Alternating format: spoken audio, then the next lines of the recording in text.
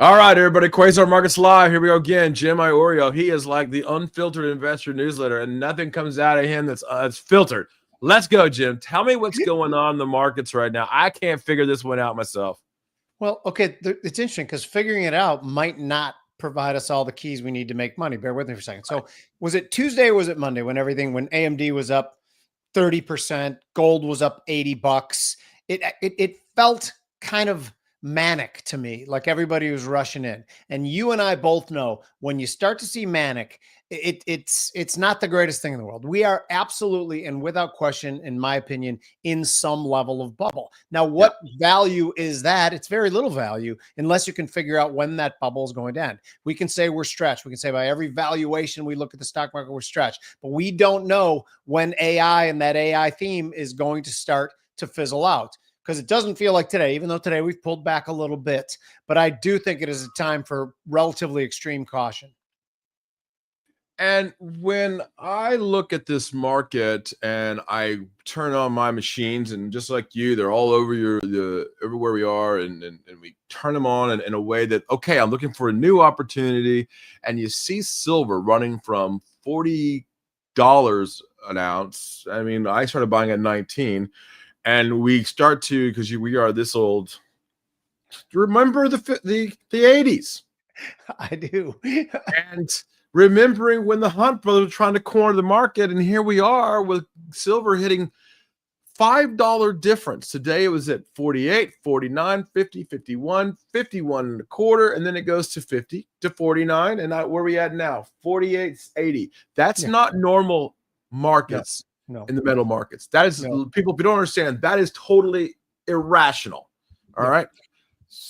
When's irrationality going to come back in the metals markets? There's no question where we've kind of flipped into bizarro world in so many different assets, and silver is right at the forefront of that. So you know what's funny to me, and then I'll talk about how I'm trading it. Because again, any guys who've listened to any of my speeches in New Orleans over the last 7 years, you know I'm long up to my eyeballs in gold and silver. To me, it was a vote of no confidence in stewardship of fiat currencies. Guess what? That proved to be the prudent thing to do. So anyway, here's what I think is funny, is that gold's going higher for a host of reasons. You know, central banks over the last 4 years buying gold at rates not seen in 80 years. We're still deficit spending like drunken sailors, forcing M2 money supply up, and gold is feeling that as well. Probably some worries about trade policy, and people are buying gold around the world for that as well. And then the last month, though, is just fear of missing out in gold. I'm getting calls from people, friends I went to school with, saying, hey, should I be buying gold? I'm thinking, Jesus, people, like 7 years ago, you should have been buying gold. But the answer to your question now is, should you have some exposure to gold in case things really hit the fan? The answer is absolutely yes. Now I'm getting to silver, though, because silver tends to catch up to gold. But the curious thing to me is that we then tend to try to create this fundamental backstory that's pushing silver higher, when really it's just the massive catch-up trade. The gold-silver ratio went to 104 a couple months ago. It was way, way out of line. So silver's catching up. Is there a fundamental story to back silver's move to? Hell yeah, there is. The silver is absolutely going to be necessary in the electrification of the grid. I mean, in power, because of AI, quantum computing, crypto mining. All these things are going to take a tremendous amount of electricity. Does silver fit into the future? Absolutely does. Do I want to be long it? Yes, I'm not getting out. I did buy gold put spreads yesterday to hedge some of my gold position, just because 4,000 seemed to be such a beacon. And we always talk about psychological numbers, but you and I both know they're not purely psychological. What it is that there's a ton of options at those levels that have been written and bought, and they tend to be homing and then repellent all at the same time. So do I think gold's going back down? Yeah, I think gold's going back down to about 3,600, and there I plan to buy more of it. Okay, so that's your number, 3,600. Are you thinking silver holds here at 48.75 here? Or do we think if gold pulls back to 3,600, I think silver pulls back to 4,600. 4,600. I mean 46. And 46. I could do a more detailed thing, but again, it's all just a crapshoot anyway. Some of these guys do, well, based on this and this and these ratios. Okay, the hell with that. It's just going to go down. It's going to be caught in the void, and we'll see what happens. Yeah. I mean, I think people don't really understand, but the gold to silver ratio, I mean, I watched that like the hawk. As we know, that's where, if you're trading silver, and I don't trade silver, I buy it and I accumulate it, and that's about all I do there. I don't really do much more than that. But I haven't bought any. I haven't bought it since $19. So I mean, it's not something that I've kind of thought about. Why more? Your position is increasing on its own. All right. Well, you live in the Midwest, Jim. China has not bought a single bit of soybeans. I know. So I talk to farmers all the time. I do RFT TV, Standard Grain podcast, and then I speak at some agriculture events. And my base case the whole time was that, yes, tariffs could seriously hurt farmers. But also, I do believe that Donald Trump is very cognizant of that and will funnel money back towards farmers. Do I think this is good policy? No, I do not. I just think it is what's going to happen. And that is probably what's going to happen. So I bet farmers $80 billion in soybeans gets lost and Trump's going to give him $10 billion. That doesn't seem like it doesn't seem good too. But if he gives them $10 million and then we work out the trade policy and they're back to buying normal amounts of soybeans going forward, which I do think is potentially could happen as well too. But Again, I analyze these things. I don't trade the softs very often. That's what we call the agriculture commodities, right? Yeah, I don't trade those very often, but I analyze them quite a bit. I am not the last word on that, but that's what I think is going to happen. Yeah, and I look at the market. So I'm going to be on Schwab tomorrow, and I have to ask. I'm going to ask you the same question because I'm going to get asked. Airlines. I've been flying around the country a little bit in the last 3 weeks. New York, Charleston, Tampa, Chicago. Airports seem empty. Yep. Is there a problem going on that we see it's bigger than we expect? Yeah, and I think it stems from the labor market. I think we were in just this really weird world that seemed to somewhat abruptly end a couple months ago. And I think that, first of all, the K-shaped recovery that we always talked about was absolutely 100% accurate. After the stimulus, $7 trillion of stimulus that was thrown into the market, guess who got that? The asset holders, the top 20%, 30% who own assets. Then all of a sudden, this thing happened where people were spending somewhat beyond their means just because nobody knows when it's going to all be taken away again after what we experienced in 2020 and 2021. So there was this weird YOLO feeling with a bunch of money that had been thrown into the system, but all of a sudden that to me seems to have locked up. And I think part of that's the labor market. We thought the labor market was strong for a long time. It turns out we were being misled. That last ADP print was a crap number. And that was a bigger story than anything else 2 weeks ago. And one of the was really interesting about that when the ADP number printed, and it was awful. It was the night after the shutdown, which had a slightly mild effect on equity markets. But then all of a sudden the stock market started to get hit.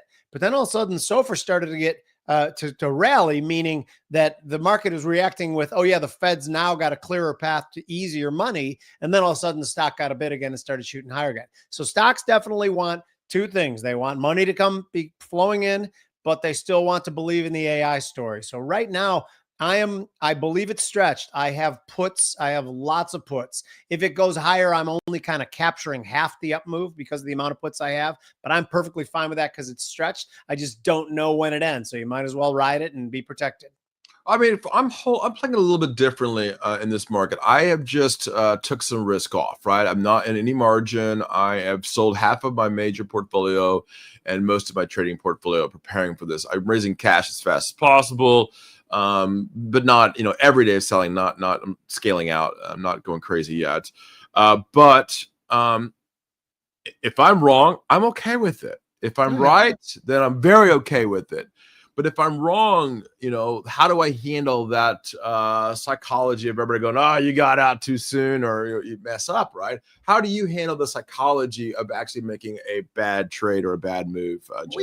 We make bad trades all the time. That's why I always argue that traders should be the ones in government making decisions. We're not afraid of being wrong. You know what I mean? We don't have to save face. If we're right 4 out of 10 trades, we can make money because presumably the good trades will be better than the losing trades. We're wrong all the time. You have to be used to being wrong and you have to be able to hear it, which, by the way, I did. What you did is de-risking. I went halfway, like in the couple of retirement accounts that I have the glut of my money in that I trade relatively actively and use a lot of options. What I did was I sold out of all my indexes, but did replace them delta neutral with call spreads, things that I've defined risk. So if the bottom drops out, now the one thing that would really hurt me is if we start lower and just grind lower for a long time, but that doesn't seem like a really realistic possibility. If we start to go lower, what's that?